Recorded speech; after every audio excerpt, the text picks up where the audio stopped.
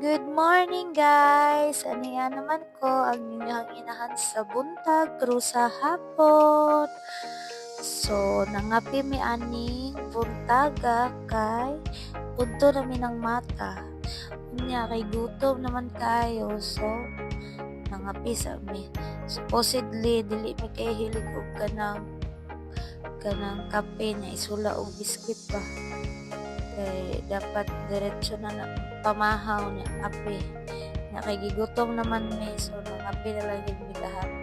Dayon naglungag ko, manaw pangapi naglungag ko nya.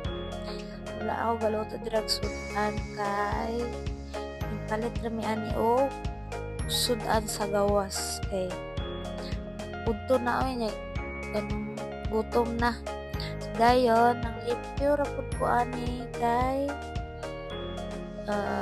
mao pa na time nga pwede na manilhig. Kaya diba, pamahiin na to nga, bawal manilhig pag na ay patay. So, wala naman, gilubong naman si nanay. So, mao pa pagpanilhig na ako. So, porte, pagkakuana, kanang lagita sa mo ang salog ani kay, hindi kong ulay silig-silhig. Trapo-trapo ra niya, lahi ra ba yun? Balik-balik ang abog. Dayon, nang arrange na ko sa akong higdaanan. Kay gubot kayo, yung katarog lihok. Huwag ganang, wala po ko sa mood maglihok kay, permi kong lobat.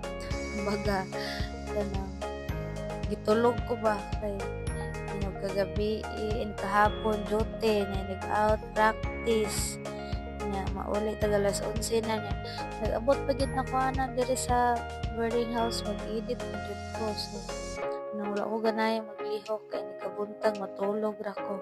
So aning hapon na ni anhi ko og DIY ni siya sa dapit sa City Health. Ito na to kay palit lagi nangita lagi ko kuan kanang something silver ba na inugsuloob kay apit naman ang Christmas party ani. So nangita ko dira kwintas o earrings. So nakoy nakit-an may gari kay barato ra kag 50 kapin ra to siya. Dayon pagkagabi ani ni adto mi og Center Mall. So mo ni ganap diri sa Center Mall. Palit mi og beef Paris. So diri mi tigpalitan og beef Paris kay nindot gid kay siya.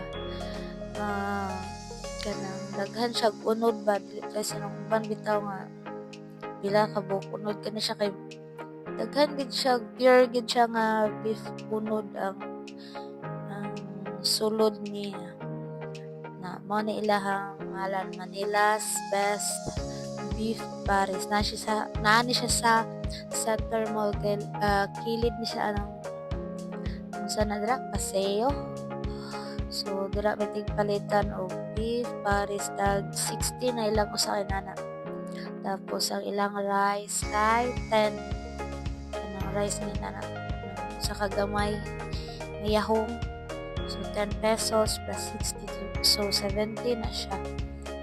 Kay, bali, muna na mong sudan. Tapos, palito siya o rice. Kay, ganahan mo siya sa rice. Isagol. Itong plain rice na mong gilungab. So, mura na siya. Ibutangan na mo nagsibuyas. Sa panayang ipamuta ka na ay. Dayon ni anhi may ari sa pikas na pod kay mapalit mi og siomai. So anang ilang tindahan kay napon diri siomai, tempura, fries. So daghan kag mapilian kung ani kag Center Mall. Dayon sa kilid ana mo tong gilaagan na mo tong sa paseo katong na Christmas lights. So, nara sa kilid ana nila. Then, palit nga ni og siomai nga 3.25. palit may unom so 50 pero worth it kay mo ha 50 kay kanang nindot ilahang siomay kanang dili pa sa nang uban nga lasay. So solve na kayo mong panihapon anin nami na kayo mong kaon na kay beef paris tapos na kay siomay. So good for 3 na ninamo kami tulo ako kumpare sa akong anak. So that's it for today's video guys. See you sa sunod. Bye bye, Amping.